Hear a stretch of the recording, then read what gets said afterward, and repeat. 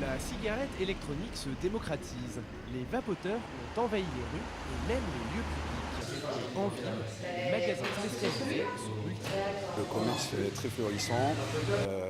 On double nos chiffres chaque mois.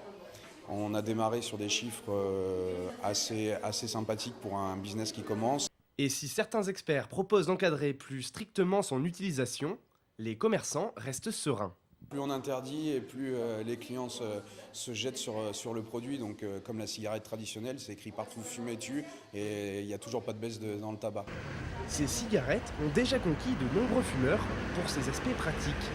La première vue, les premières sensations que j'ai eues quand je voyais des gens, j'ai dit ridicule. Et en fait, finalement, quand on se rend compte du système en soi, c'est pas si ridicule que ça. De l'argent, des cigarettes. La vapeur de l'e-cigarette ne contient pas les substances toxiques de la cigarette traditionnelle. Mais est-elle réellement sans danger ?